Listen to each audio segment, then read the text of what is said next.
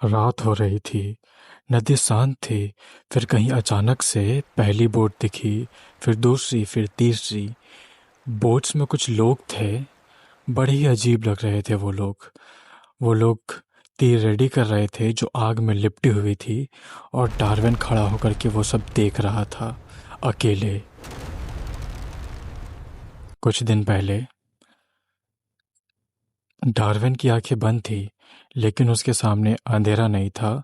थी तो बस एक लड़की जो भाग रही थी घने जंगलों के बीच में। रात भारी हो रही थी। वो लड़की जैसे किसी डर से नहीं, किसी सच से भाग रही थी। डार्विन उसका चेहरा देखना चाहता था, लेकिन हर बार वो चेहरा उन गहरे अंधेरों में खो जाता था। तभी किसी ने डार्विन को हिलाया। उसकी आंखें खुली। वो हॉल में था, उन्हीं लोगों के बीच जो अब डार्विन को पहले जैसा नहीं देख रहे थे। हॉल में खामोशी थी, सबकी नज़र डार्विन पर ही थी। किसी के चेहरे पर शक था तो किसी के चेहरे पर डर। और डार्विन खुद नहीं समझ पा रहा था कि उसके साथ हुआ क्या है। डॉक्टर्स ने उसके पैर का निशान देखा। वो डीमन बाइट था, एक ऐसा बाइट जो आम इंसान को एक दिन में मार देता है। लेकिन डार्विन जिंदा था। सिर्फ जिंदा नहीं बल्कि खड़ा भी था। डॉक्टर ने कहा, अगर ये बाइट डार्विन को मारना चाहता तो अब तक मार चुका होता। लेकिन ये बाइट डार्विन को मार नहीं रहा है, ये कुछ और कर रहा है, रिएक्ट। किंग चुप था। उसके चेहरे पर शक नहीं थी, सोच थी। सब किंग के फैसले का इंतजार कर रहे थे। केरीन की आंखों में अभी भी भरोसा नहीं था, लेकिन ओगाडा और शीकी ही थे जो डार्विन के साथ खड़े थे। किंग ने आखिर में फैसला सुनाया। डार्विन फिलहाल कोई थ्रेट नहीं था, तो डार्विन को आज़ाद छोड़ दिया गया। पर ये आज़ादी भी पूरी आज़ादी नहीं थी, क्योंकि उस दिन के बाद डार्विन पर नज़र रखने वाले लोग बढ़ चुके थे। और डार्विन के अंदर सवाल भी। घर लौटते वक्त डार्विन चुप था। शीकी उसके साथ चल रही थी। दोनों के बीच साइलेंस था जो सिर्फ तभी आती है जब सच सामने हो पर कोई उसका नाम ना ले। घर पहुंचकर डार्विन ने पूछ ही लिया उसके पेरेंट्स के सच के बारे में। शीकी ने उसके तरफ देखा। एक पल के लिए लगा वो जैसे सब बता देगी, लेकिन उसकी आवाज़ बदल गई। उसने आंसर किया, पर वो आंसर कंप्लीट नहीं था। डार्विन ने महसूस कर लिया शीकी कुछ छुपा रही है, लेकिन डार्विन गुस्सा नहीं हुआ, बस अंदर से हल्का टूट गया। जिस आदमी को पूरी दुनिया शक की नज़र से देख रही थी, वो आदमी अपनी ही जिंदगी का सच नहीं जानता था। क्या आयरनी है। रात शांत थी। डार्विन भी सो गया था, लेकिन नींद में भी उसका मन जाग रहा था। फिर वही लड़की, वही जंगल, वही भागती हुई सांसों की आवाज़ें। इस बार दूर एक ब्रिज भी दिखा, और ब्रिज के उस पार कुछ था, कुछ जो डार्विन को बुला रहा था, लेकिन चेहरा अभी भी अंधेरे में ढका हुआ था। डार्विन ने आंखें खोली। उसके सामने एक ही सवाल था, ये मुझे बार बार क्या हो रहा है। ऐसे करते करते 2 दिन बीत गए। डार्विन नॉर्मल नहीं था, पर डार्विन रुकने वालों से में भी नहीं था।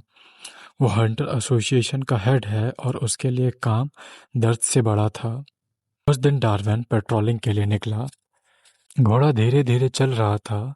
रास्ता शांत था, लेकिन डार्विन के अंदर वही यादें, वही लड़की, वही ब्रिज, वही सवाल चल रहा था। अचानक उसका घोड़ा कंट्रोल खो गया। डार्विन ने उसे कंट्रोल करने की कोशिश की, पर घोड़ा एक झटके में हिल गया। डार्विन जमीन पर गिर गया। जैसे ही डार्विन उठा, उसकी नजरें जमीन पर पड़ी फुटप्रिंट्स पर गई। अजीब से फुटप्रिंट्स थे वो, ना किसी इंसान के लग रहे थे, ना किसी जानवर के।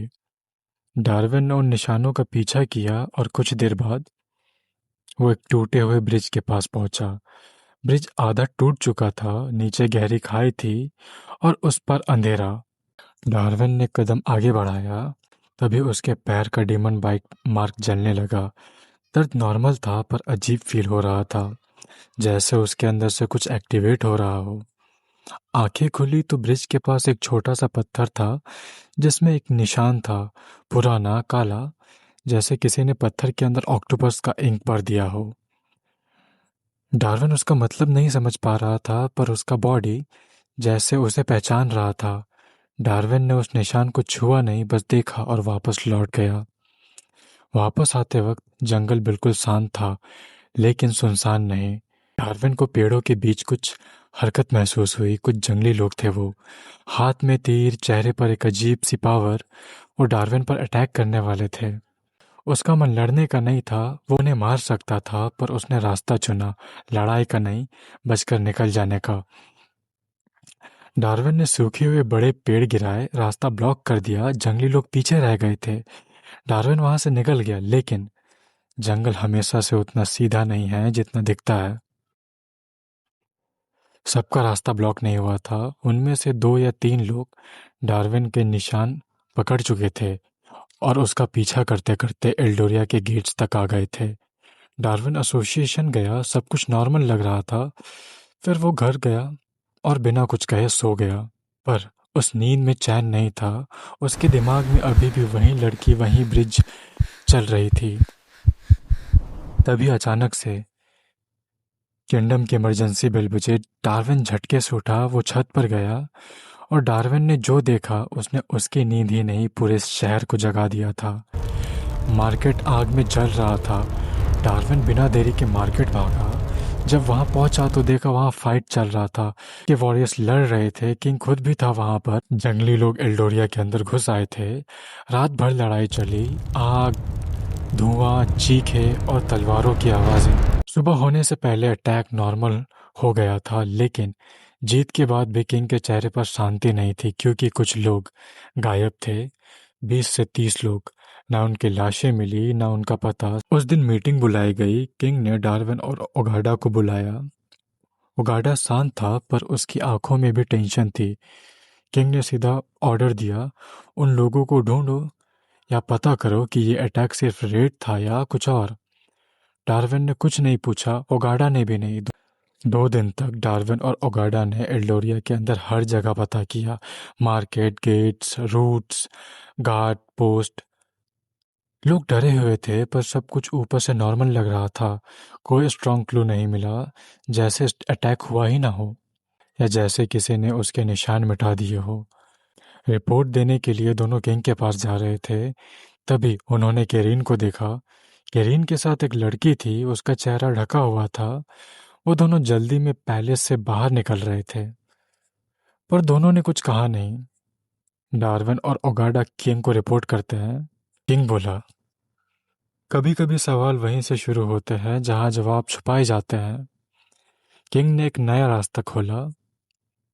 किंग ने बताया, टाउन के बाहर जंगलों के पास वाले गांव में अजीब एक्टिविटीज हो रही हैं।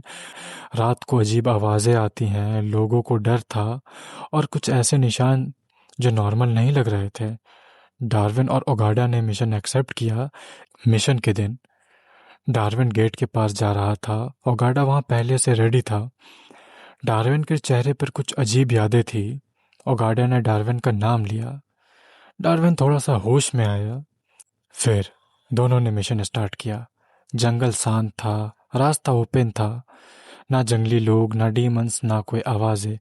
लेकिन कभी कभी सबसे बड़ा खतरा वही होता है जहां दिखना बंद हो जाता है। कुछ देर के बाद वो दोनों विलेज पहुंचे। विलेज में लोग बहुत डरे हुए लग रहे थे। कुछ घर टूटे हुए थे, लेकिन अजीब बात ये थी कि वहां से लोग गायब नहीं हुए थे, सिर्फ खाना चोरी हुआ था। अनाज, सामान, सप्लाईज। डार्विन को ये बात सीधी नहीं लगी। ओगाडा ने लोगों से पूछा। एक बच्चे ने डार्विन को बताया, रात को कुछ लोग आए थे, उन्होंने मास्क पहना हुआ था। उनके कपड़े भी लगभग सेम ही लग रहे थे। उन्होंने सामान लूटा और ईस्ट की तरफ चले गए। डार्विन का चेहरा बदल गया। डार्विन को नायरा का किडनैप केस याद आ गया। वही मास्क, वही अजीब तरीके, वही चुपचाप गायब हो जाना। ये लोग वही हो सकते हैं। उस रात दोनों गांव में ही रुके, पर रात बिल्कुल शांत थी, ना कोई आवाज, ना कोई अटैक। सुबह विलेजर्स भी हैरान थे। डार्विन और ओगाडा दोनों समझ गए थे, या तो दुश्मन चला गया या दुश्मन को पता था कि हम विलेज जा रहे हैं। उन्होंने किंग को मैसेज भेजा, मैसेज में ये लिखा था कि हम ईस्ट जा रहे हैं। और फिर दोनों जंगल के अंदर जाते हैं। जंगल थोड़ा अलग लग रहा था, पेड़ टूटे हुए थे, जमीन पर बड़े बड़े जानवरों के निशान थे। वो किसी बियर के निशान लग रहे थे, पर कोई आदमी नहीं था और ना ही कोई ट्रेस। दोनों को रात जंगल में बितानी पड़ी। ओगाडा सो गया था पर डार्विन जागता रहा। उसने अपने पैर के बाइट को देखा। वो निशान जो कल तक उसके साथ था अब अजीब तरीके से हील हो रहा था। कैसे? डेमन बाइट ऐसे हील नहीं होता। फिर उसने आंखें बंद की और उस लड़की का चेहरा याद करने की कोशिश की, लेकिन हर बार अंधेरा बीच में आ जाता। डार्विन ने रात भर नींद नहीं ली। फिर सुबह जंगल और भी ज्यादा शांत था। दोनों मजे में आगे जा रहे थे, तभी वो शांति टूट गई। एक बड़ा बियर पेड़ों के बीच से निकला, लेकिन वो नॉर्मल बियर नहीं लग रहा था। उसकी आंखें अजीब थी, बॉडी पर चोट के निशान थे और उसकी मूवमेंट जैसे वो खुद अपने कंट्रोल में नहीं था। बियर सीधे डार्विन और ओगाडा की तरफ भागा। ओगाडा जल्दी से पेड़ पे चढ़ गया। डार्विन जमीन पर था। वो अटैक नहीं कर रहा था, सिर्फ डॉज कर रहा था। बियर ने एक बार डार्विन को जोर से हिट किया। डार्विन पीछे गिर गया। डार्विन को गहरी चोट नहीं आई, पर उसका बॉडी थोड़ा सा वीक लग रहा था। ओगाडा ने ऊपर से एरो सेट किया। ये किलिंग एरो नहीं लग रहे थे, ये कोई बेहोश करने वाले एरो थे। एक क्लीन शॉट, एरो लगा। बियर कुछ पल के लिए लड़खड़ाया और जमीन पर गिर गया। ओगाडा पेड़ के ऊपर ही था। उसने जैसे ही पीछे मुड़कर देखा, वहां से उसे थोड़ी दूरी पर एक खूबसूरत विलेज दिखा, जैसे जंगल के बीच छुपा हुआ एक कूल विलेज। दोनों कुछ देर के सफर के बाद विलेज पहुंच जाते हैं। गांव बाहर से शांत लग रहा था, लेकिन सेंटर मार्केट में जाते ही उन्होंने जो देखा वो सोचा नहीं था। दोनों ने एक लड़की के स्टॉल टूटा हुआ था। फूड सैक्स गायब थे। जमीन पर लड़ाई के निशान दिख रहे थे। डार्विन ने आसपास देखा और तभी उसकी नजर जमीन पर पड़ी। जमीन पर एक गोल्डन कॉइन था। डार्विन ने कॉइन उठाया। उस पर एल्डोरिया का सिंबल था। एल्डोरिया का कॉइन यहाँ? उसने विलेजर्स से पूछा, लेकिन कोई कुछ बोल नहीं रहा था, मानो किसी ने उन्हें धमकी दिया हो। वहीं ओगाडो को दूसरी तरफ एरोज मिले, पर वो नॉर्मल एरोज नहीं लग रहे थे। बहुत रफ वुड के बनाए गए थे और बहुत ही जंगली स्टाइल में। डार्विन समझ गया था विलेज पर अटैक हुआ था, जो मास्क मैन ने किया होगा। पर वो अकेले नहीं थे, जंगली लोग भी साथ थे, ऐसा ओगाडा को लग रहा था। फिर विलेजर्स ने बता ही दिया। वो कुछ 6-7 लोग थे जो यहाँ आए और लूट के चले गए। वो लोग खाना लेकर माउंटेन की साइड जा रहे थे।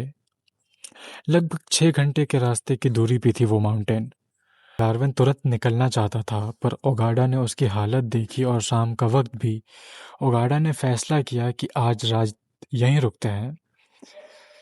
इस बार डार्विन ने ओगाडा की बात मान ली। रात हो चुकी थी। विलेज धीरे धीरे सो रहा था। डार्विन और ओगाडा भी सोने ही जा रहे थे। फिर डार्विन की नजर गेट के पास पड़ी। एक शैडो बिल्कुल चुप। डार्विन रुक गया। उसने ओगाडा को इशारा किया। ओगाडा ने भी बिना आवाज के बो रेडी की। डार्विन नंगे पैरों से गेट के पास गया। गेट धीरे से खोला और जैसे ही शैडो अंदर आए, डार्विन ने उसे पकड़ लिया। एक पल के लिए स्ट्रगल हुआ, फिर डार्विन रुक गया। वो समझ गया था कि वो एक लड़की है। ओगाडा का एरो अभी भी रेडी था। डार्विन ने इशारों में रोका। लड़की ने अपना चेहरा उठाया। डार्विन एक पल के लिए बिल्कुल शांत हो गया। फिर डार्विन बोला, तुम यहाँ? सेरा के चेहरे पर भी एक पल के लिए कुछ आया, पर वो तुरंत मिशन मोड में आ गई, जैसे वो मूवमेंट एग्जिस्ट ही नहीं करता था। उसने किंग का सीड लेटर आगे कर दिया। ओगाडा ने प्रूफ मांगा। डार्विन ने अपने पॉकेट से गोल्डन कॉइन निकाला। कॉइन का मार्क लेटर के सील के साथ मैच कर रहा था। डार्विन ने धीरे से कहा, ये इसी के लिए आई थी। सेरा ने ज्यादा वक्त जाया नहीं किया। किंग ने मुझे यहाँ भेजा है क्योंकि यहाँ रुकना सेफ नहीं है। तुम दोनों अभी यहाँ से निकलो। डार्विन ने पूछा, क्यों? सेरा जवाब देने ही वाली थी, तभी बाहर से आवाज आई, आग की, लोगों की। और नदी की तरफ से एक भारी सी हलचल। डार्विन ने बिना रुके बाहर निकला। विलेज का एक घर में आग लग चुका था। लोग जाग रहे थे, चिल्ला रहे थे, लेकिन डार्विन का ध्यान घर पर नहीं था। उसका ध्यान नदी की तरफ था। डार्विन नदी के पास जाता है और जो उसने देखा उसका बॉडी एक पल के लिए जम गया था। अंधेरे में 3 बोट्स आ रही थी, धीरे धीरे, जैसे रात खुद उन्हें धक्का दे रहा हो। बोट्स पर लोग थे, बहुत सारे, 60 या शायद 80। कुछ मास्क पहने हुए थे, कुछ जंगली लोग थे और उनके पीछे कुछ ह्यूमन शैडोज खड़ी थी। उनका चेहरा दिख नहीं रहा था, पर उनके कपड़ों से एल्डोरिया का जैसा वाइब आ रहा था। वो बंधे हुए नहीं थे, फिर भी हिल नहीं रहे थे, जैसे जिंदा होकर के भी जिंदा ना हो। पीछे से उगाड़ा आया, डार्विन के स्वॉर्ड लेकर। सेरा भी पीछे थी। वो कह रही थी, हमें यहाँ से निकलना होगा। पर डार्विन की आंखें बोर्ड पर थी। उस पल उसके पैर का बाइट फिर जलने लगा। दर्द इस बार ज्यादा तेज था। डार्विन ने आंखें बंद की और सब कुछ बदल गया। फिर वही लड़की, वही जंगल, वही भागना, वही ब्रिज। लेकिन इस बार लड़की ब्रिज के पास पहुंच चुकी थी। ब्रिज के उस पार कुछ था। ना रोशनी पूरी थी, ना अंधेरा पूरा, बस कुछ ऐसा जो डार्विन को बुला रहा था। डार्विन समझ चुका था ये यादें उसका पीछा नहीं कर रही हैं, ये उसे कहीं लेके जा रही हैं। और अगर वो आज यहाँ गिरा तो शायद कभी ब्रिज के उस पार का सच नहीं जान पाएगा। डार्विन ने आंखें खोली। आंख के तीर छूट चुके थे। उसने स्वॉर्ड पकड़ी और उस रात डार्विन सिर्फ एक गांव नहीं बचा रहा था, वो अपने जवाब तक पहुंचने के लिए खड़ा था।